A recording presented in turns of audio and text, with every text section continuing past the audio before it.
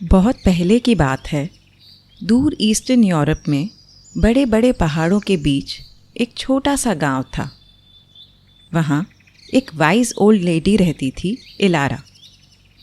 उसकी गाइडेंस लेने के लिए लोग दूर दूर से आते थे। इलारा की खासियत थी कि वो बहुत सिंपल तरीक़ों से बड़ी गूढ़ बातें समझा देती थी। एक बार एक फेमस ट्रैवलर दुनिया भर में घूमता घूमता वहाँ तक आ पहुँचा। इलारा के बारे में सुनकर उसे जिज्ञासा हुई और वो पहुँच गया उसके पास, लाइफ की कॉम्प्लेक्स गुत्थी को सुलझाने के लिए। उसने इलारा से कहा, मैंने इतने जगहों का पानी पिया है, लेकिन फिर भी जीवन को समझ नहीं पाया। क्या आप मेरी मदद कर सकती हो? इलारा ने कुछ नहीं कहा, बस मुस्कुराकर उसके हाथ में 2 सुंदर से वुडन बॉक्सेस दे दिए, एक ब्लैक और दूसरा वाइट। फिर वो बोली कि जब तुम्हें जीवन में सब अच्छा और सुहाना लगे तब ये ब्लैक बॉक्स खोलना, और जब जीवन से मायूस और हारे हुए महसूस करो तब ये वाइट वाला। ट्रैवलर थोड़ा सा डिसअपॉइंट हुआ, लेकिन कुछ और बोले बिना आगे बढ़ गया। टाइम बीता और उसने कई नए किंगडम्स में यात्रा की। उसे सभी जगह के राजाओं ने वेलकम किया, उसके अनोखे एक्सपीरियंसेस के किस्से सुने और खुद के राज्य के बारे में ट्रैवलॉग लिखने के लिए खूब धन दौलत दी।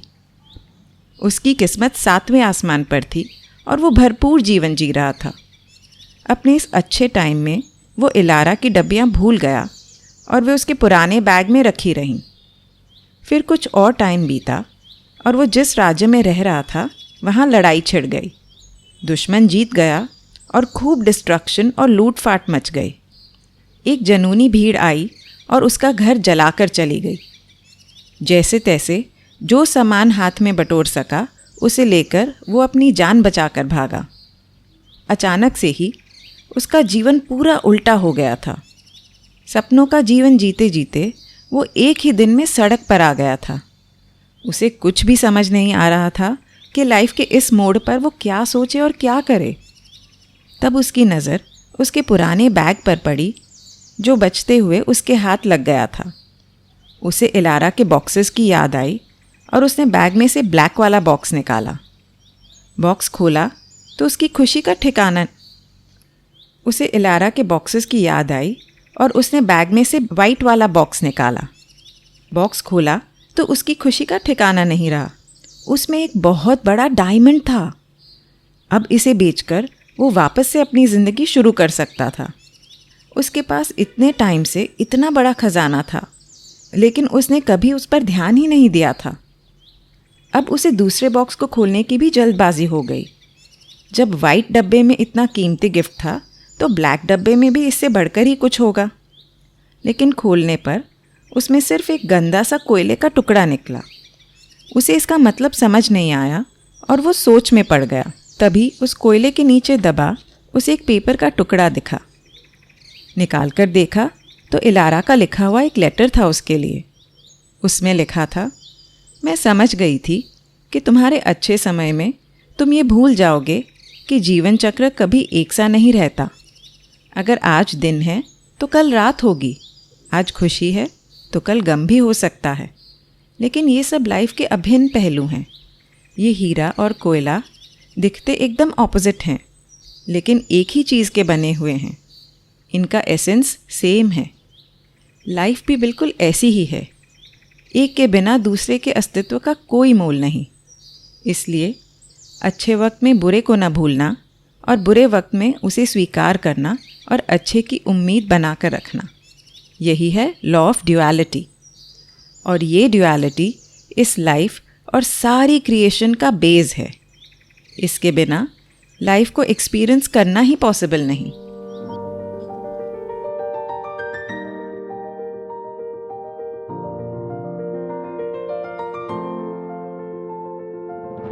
हेलो, नमस्ते। मैं हूँ मोनल जैन और आप सुन रहे हैं मेरा पॉडकास्ट विस्परिंग विजडम, जिसमें हम लाइफ को थोड़ा बारीकी से समझकर उसे और भी खूबसूरत बनाने की कोशिश करते हैं। विस्परिंग विजडम के इस एपिसोड में मैं आप सबको वेलकम करती हूँ। ड्यूअलिटी को हम सब आए दिन देखते हैं।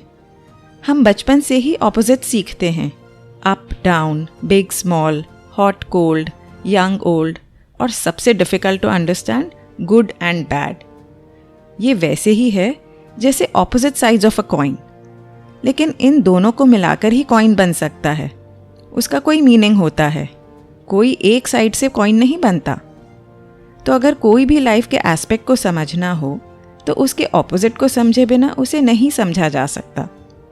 हम कोई भी कॉन्सेप्ट को किसी और से कंपेयर करके ही समझते हैं। हमारा ब्रेन इस रिलेटिविटी को यूज़ करता है मेजरमेंट्स, लैंग्वेज और वर्ड्स का मतलब समझने में। अगर उसने कभी सैडनेस एक्सपीरियंस नहीं किया है तो हैप्पीनेस और सैडनेस में डिफ्रेंशिएट कर ही नहीं पाएगा। बिना ऑपोजिट के किसी भी तरह की वैल्यू नहीं रहेगी। नेचर में खासकर हर जगह ये देखने को मिलता है। हर दिन सनराइज के बाद सनसेट आता ही है। डे नाइट, टाइड एब, summer winter, male female, nature में हर चीज़ पेयर्स में होती है और ये कम्प्लीटली एक दूसरे से ऑपोजिट होते हैं, जिसे पोलर ऑपोजिट्स कहते हैं। इन पोलर ऑपोजिट्स के बीच में कई स्टेजेस और कंडीशंस होते हैं। इन पोलैरिटीज़ और उनके बीच के स्पेस से ही लाइफ इतनी complex, uncertain, unpredictable, colourful, abundant और भरपूर है। अगर ये डिफरेंसेस नहीं होते तो इतनी वैरायटी लाइफ में होती ही नहीं। सब कुछ एक जैसा और बोरिंग होता। ये वैरायटी ही हमें लाइफ में चॉइसेस देती है और अपना यूनिक लाइफ एक्सपीरियंस बनाने का मौका। भगवान या लाइफ इनफाइनाइट पॉसिबिलिटीज से बनी है और इस इन्फिनिटी की हर पॉसिबिलिटी में भी इनफाइनाइट पॉसिबिलिटीज़ हैं। यही इस ड्युअलिटी या क्रिएशन के द्वैत भाव का मैजिक है। इंडियन फिलॉसफी में इस द्वैत अद्वैत को लेकर अलग अलग सोच हैं। कोई स्कूल ऑफ थॉट द्वैत को माइंड और मैटर यानी सूक्ष्म और स्थूल में देखता है, तो कोई क्रिएटर और क्रिएशन यानी शिव और शक्ति में। अद्वैत फिलॉसफी में तो सारे क्रिएशन और क्रिएटर के फ़र्क को इल्यूजन या माया माना जाता है। फिलॉसफी चाहे कुछ भी हो, ये सच भुलाया नहीं जा सकता कि हम रहते तो इस ड्युअलिटी की दुनिया में ही हैं और इसके इफ़ेक्ट को कुछ एग्जाम्पल से समझना बेटर है। जैसे एक एग्जाम्पल है हेल्थ और बीमारी का। बीमारी कोई भी नहीं चाहता, लेकिन बीमारी आने का कारण हम खुद ही होते हैं। ऑलमोस्ट हर बीमारी हमारे खुद के नेगेटिव इमोशंस और लाइफस्टाइल से जुड़ी है। हम हेल्दी होते हैं तब बॉडी की वैल्यू नहीं समझते, उस पर ध्यान नहीं देते, लेकिन जब बीमार होते हैं तो वो एक वेकअप कॉल होता है। हमारे पास जो हमेशा से था उसे हमने टेकन फॉर ग्रांटेड लिया, लेकिन जब नहीं रहा तब उसकी वैल्यू समझ आई। इसलिए ही हम बीमार होते हैं, ताकि लाइफ हमें हमारी हेल्थ की वैल्यू दिखा सके। बीमारी से घबराने के बजाय उन मोमेंट्स को यूज़ करें अपने अंदर झांकने के लिए कि मैंने कैसे इसको क्रिएट किया है और अब कैसे अपनी बॉडी से प्यार कर सकती हूँ। हेल्दी होना ये हमारे बॉडी का नेचुरल स्टेट है। वो तो हमेशा नेचुरल स्टेट में ही रहना चाहती है। हम अगर उसे सही एनवायरनमेंट देंगे, हमारे लाइफस्टाइल और हीलिंग के थ्रू, और अंदर मन की सफाई करेंगे, तो वो बहुत जल्दी रिस्पॉन्ड करेगी। ऐसी ही एक इम्पॉर्टेंट लाइफ की ड्युअलिटी है सक्सेस और फेलियर में। जो इंसान फेलियर से डरता रहेगा, उसका एक्सपीरियंस करने से भागता रहेगा, वो कभी भी रिस्क नहीं ले पाएगा और नए अचीवमेंट्स की कोशिश ही नहीं करेगा। दुनिया में हर ग्रेट सक्सेस के पीछे अनगिनत फेलियर्स की कहानी ज़रूर मिलती है। इसलिए फेलियर को एम्ब्रेस करना, उससे सीखना और फिर कोशिश करना, यही फेलियर की ब्यूटी और उसका पर्पस है। हमारे करीबी रिलेशनशिप्स पर ड्युअलिटी का बहुत इम्पैक्ट होता है। हर इंसान के बचपन से लेकर अब तक के कलेक्टिव लाइफ एक्सपीरियंसेस यूनिक होते हैं। इस हाइपर इंडिविजुअलिटी के बेस पर ही वो अपना माइंडसेट और हर चीज़ के प्रति नज़रिया बनाता है जो सिर्फ उसका होता है। इसलिए हर किसी का लाइफ को देखने का पर्सपेक्टिव औरों से थोड़ा सेम और थोड़ा अलग होता है। जब पर्सपेक्टिव मैच होते हैं तब तक हम एक दूसरे के साथ हार्मनी से जीते हैं, लेकिन जो एस्पेक्ट्स एक दूसरे से अलग हैं उनको एक्सेप्ट करने में परेशानी होती है। कॉन्फ्लिक्ट्स में हम चाहते हैं कि दूसरे हमारी बात समझें, लेकिन कभी क्रॉस करके उनके साइड का पर्सपेक्टिव हम देखना नहीं चाहते। हम अपने आप को ही राइट समझते हैं क्योंकि हम डरते हैं कि दूसरे का नज़रिया देखा तो हमारा अपना नज़रिया बदल जाएगा। ड्युअलिटी की आयरनी यही है कि कुछ पाना हो तो उसे दे दो। जैसे अगर कंट्रोल चाहिए तो पहले दूसरे को वही कंट्रोल दो। प्यार चाहिए तो प्यार दो। फ्री होना चाहते हो तो दूसरे को फ्री कर दो। अगर चाहते हो कि दूसरा आपको समझे तो पहले आप उसे समझो। ऐसा नहीं करने पर हम खुद को ही लिमिटेशंस में बांध कर रखते हैं। जब हम नए पर्सपेक्टिव समझने का स्टेप लेते हैं तो हमारा IQ और EQ यानी इंटेलिजेंस कोशेंट और इमोशनल कोशेंट दोनों का लेवल इंक्रीज होता है और अल्टीमेटली इससे हमारा स्पिरिचुअल कोशेंट भी बढ़ता है और हम ज़्यादा काम, पीसफुल, लविंग और एक्सेप्टिंग हो जाते हैं। एक फोर्थ एग्जाम्पल की मैं बात करना चाहूँगी जो इस क्रिएशन की अल्टीमेट ड्युअलिटी है, लाइफ एंड डेथ। हम में से कौन मरने से डरता नहीं? एडवेंचर स्पोर्ट्स या हॉरर शोज़ में देखें तो डेथ का हम पर होल्ड एकदम नज़र आता है, लेकिन हम मरने से इतना डरते क्यों हैं? Because it is the fear of the unknown. जो चीज़ का हमें ज्ञान या एक्सपीरियंस नहीं होता हम उससे डरते हैं। आपने नोटिस किया होगा कि जल्दी से कोई भी नई एक्टिविटी जो हमारे कंफर्ट जोन के बाहर होती है उसे करने से हम झिझकते हैं। हमारे माइंड का काम है हमें सेफ रखना और हर नई चीज़ को वो फियर से देखता है। हम डरते हैं कि डेथ हमारे एग्जिस्टेंस को ख़त्म कर देगी क्या? लेकिन सच तो ये है कि डेथ सिर्फ इस फिज़िकल फॉर्म में इस लाइफ को जीने का एक्सपीरियंस ख़त्म करती है। हमारी जो असली आइडेंटिटी है, हमारी आत्मा, वो तो कभी ख़त्म नहीं हो सकती। कई लोगों को नियर डेथ एक्सपीरियंसेस हुए हैं जिसमें डॉक्टर्स ने उन्हें डेड डिक्लेयर कर दिया था और वो फिर ज़िंदा हो गए।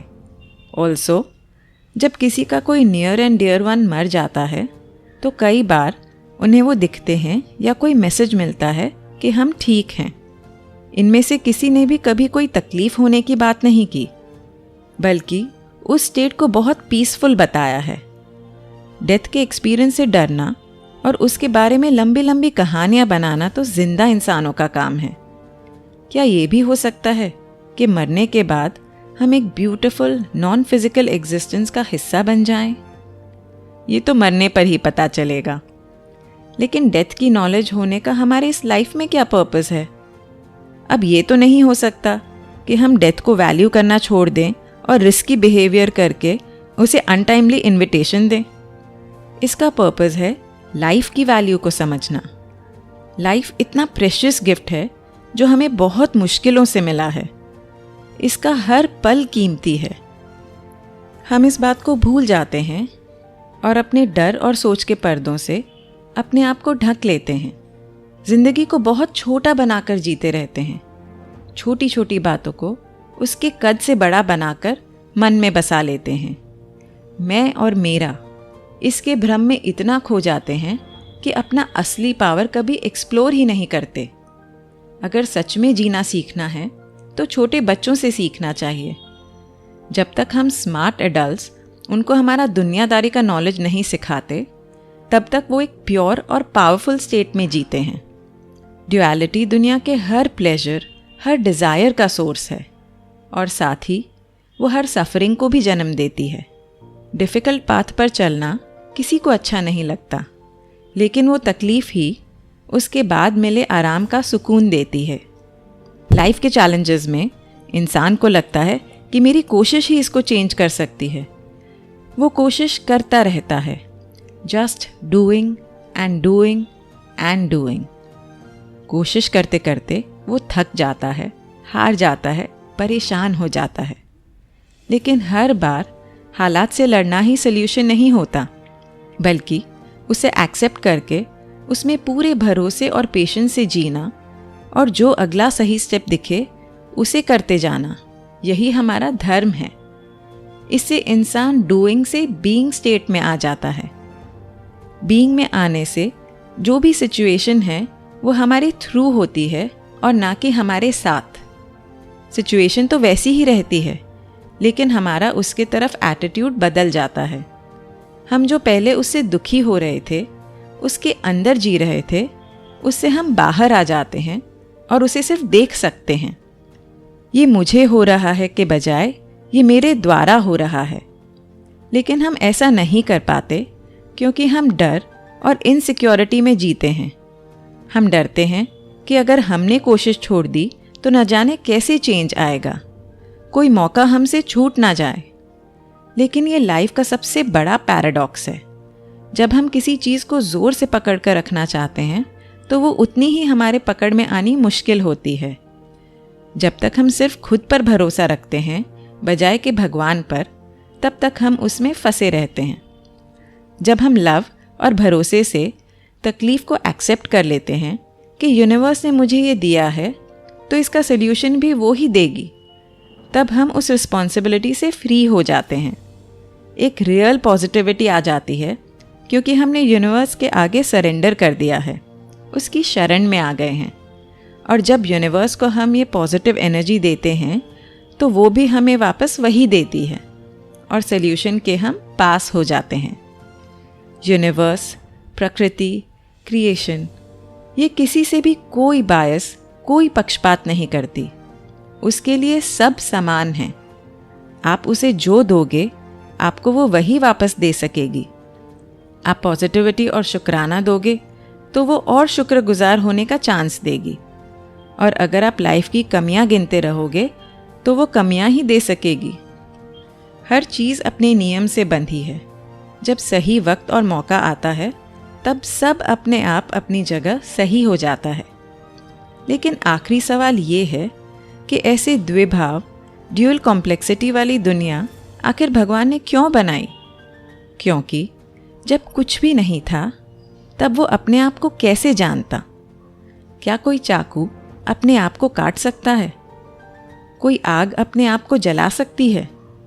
अपने आप का एक्सपीरियंस करने के लिए कोई और चाहिए जो आपसे अलग हो, तभी आप अपने आप को समझ सकोगे। ये पूरा क्रिएशन उस एक का ही प्रतिबिंब है। हमारा क्रिएटर अपने आप को हमारे थ्रू इस मिरर में देख रहा है। ये तो उसका खेल है, प्ले है, लीला है, बस और कुछ भी नहीं। लेकिन जैसे बच्चे के लिए उसका खेल और उसके खिलौने बहुत ही इम्पॉर्टेंट होते हैं, वैसे ही ये पूरी क्रिएशन उसके लिए उतनी ही इम्पॉर्टेंट है। और इस खेल का पूरा मज़ा लेने के लिए उसे हमारा साथ चाहिए। तो क्या आप उसका साथ देंगे? उसे बस हमारा भरोसा चाहिए कि उसने सब कुछ एकदम एक्यूरेट और हमारे लिए बेस्ट बनाया है। हमारा काम तो सिर्फ इस खेल के हर पहलू को अपनाकर प्ले को एन्जॉयबल बनाना है। और इसके लिए हर तरह के ड्यूअलिज्म को बिना ठुकराए, बिना जज किए और बिना उसमें फंसे अपनी लाइफ में जगह देनी है। तभी तो हमारे मन के अंदर ये दो हिस्से मिलेंगे और इस ड्यूअलिटी के इल्यूजन से ऊपर उठकर शिव और शक्ति के वननेस और होलनेस का एहसास होगा। और इस ड्यूअलिटी की थीम को आगे ले जाते हुए मैं ये अनाउंस करना चाहती हूँ कि मैं कुछ टाइम के लिए नए एपिसोड्स बनाने से ब्रेक ले रही हूँ। वर्क और रेस्ट, डूइंग एंड पॉजिंग, ये ड्यूअलिटी को ऑनर करना ज़रूरी है। इसी से कुछ नई फ्रेशनेस, कोई नया पर्सपेक्टिव आ सकता है। और इसलिए हम मिलेंगे एक ब्रेक के बाद। कहीं जाइएगा मत, पिक्चर अभी बाकी है मेरे दोस्त। सीज़न 1 ओवर, सीज़न 2 के लिए वेट करना। और इस सीज़न 1 के फाइनल एपिसोड को मैं एक गाइडेड मेडिटेशन से एंड करना चाहूँगी। जो भी ड्राइव कर रहे हैं उनसे रिक्वेस्ट है कि वो ये ना करें और बाकी सब रेडी हो जाइए। एक शांत जगह पर कंफर्टेबल होकर बैठ जाएं या लेट जाएं। अपनी आंखें धीरे से बंद करें।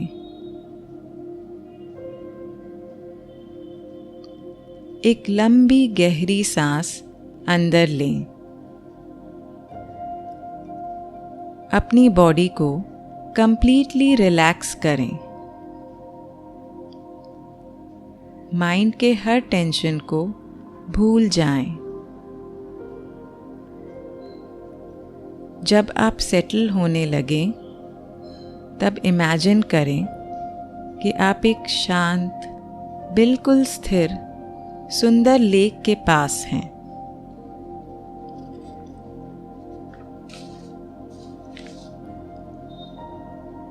आपके सामने जो लेक है वो एक मिरर जैसी दिख रही है। उसका सरफेस आपके चारों ओर की दुनिया का रिफ्लेक्शन दिखाती है।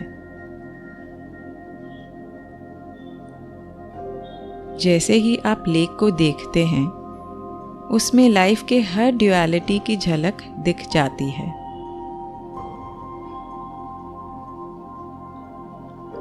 ध्यान दीजिए कि लेक में शांति और हलचल दोनों का समावेश है। जिस तरह जीवन शांति के पल और परिवर्तन का समय लाता है, यह लेक ऑपोजिट्स के यूनियन का प्रतीक है। इस प्राकृतिक उतार चढ़ाव को अपने अंदर महसूस करें।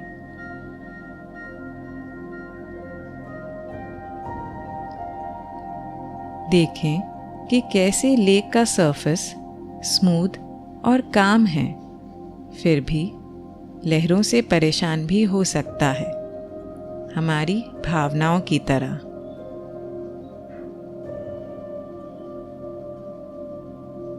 जीवन के अनुभव शांति के क्षण और चुनौती के समय ला सकते हैं। ये लेक आपको हर परिस्थिति को अपनाने का साहस देगी। अब कल्पना कीजिए कि सूरज धीरे धीरे डूब रहा है। जैसे ही अंधेरा उभरता है, चंद्रमा उगता है और झील पर अपनी सॉफ्ट शिमरिंग लाइट डालता है। लाइट और शैडो के खेल में जीवन के द्वैत भाव को महसूस करें।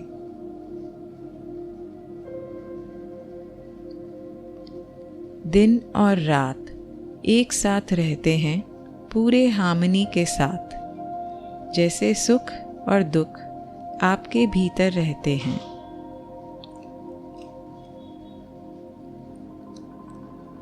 हर सांस के साथ इमेजिन करें कि आप इस लेक की विजडम अपने अंदर स्वीकार कर रहे हैं। इस अवेयरनेस को अपने अंदर पूरी तरह से ग्रहण करें और अपने दिल और दिमाग को इस छवि से सेफ महसूस कराएं।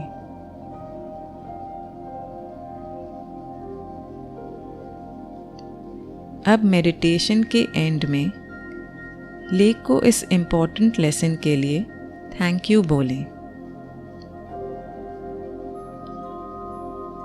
धीरे धीरे अपनी अवेयरनेस को प्रेजेंट मोमेंट में वापस लाएं।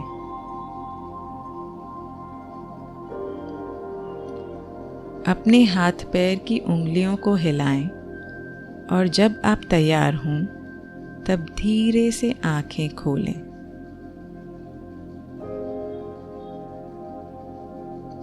आई होप कि आप इस लेक के गाइडेंस से अपनी लाइफ को और भी खूबसूरत और सहनशील बना लेंगे। आप जब भी चाहें इस लेक को विजिट कर सकते हैं और इससे इंस्पिरेशन ले सकते हैं। इस एपिसोड को सुनने के लिए मैं आप सबको थैंक यू कहना चाहती हूँ। अगर इनमें से कुछ विचार आपको अपने से लगे, कहीं मन को छू गए, तो आप मुझे मैसेज कर सकते हैं इंस्टाग्राम या फेसबुक पर। मेरे बारे में और जानना हो तो मेरी वेबसाइट पर आप देख सकते हैं। इन सब की डिटेल्स नीचे डिस्क्रिप्शन में मेंशन की गई हैं। आप जिस भी ऐप पर मुझे सुन रहे हैं उस पर मुझे 5 स्टार रेटिंग देना मत भूलिएगा। और अगर आपको मेरी बातें अच्छी लगें तो मेरा शो सब्सक्राइब भी कीजिए। विजडम एक सागर की तरह है, जिसमें जब जब हाथ डालो तब तब एक सुंदर मोती मिलता है। लेकिन उस मोती की चमक कोई एक के लिए नहीं, पूरी दुनिया के लिए है। और इसे जितना शेयर करो उतना ही इस मोती की चमक बढ़ेगी। इसलिए मेरा पॉडकास्ट अपने आसपास, अपनी फैमिली, फ्रेंड्स, कलीग्स सबके साथ शेयर कीजिए और इस विस्परिंग की चेन को बढ़ाते चलिए। अगर करनी हो जीवन को समझने की कुछ बातें तो करते रहिए मुलाकातें।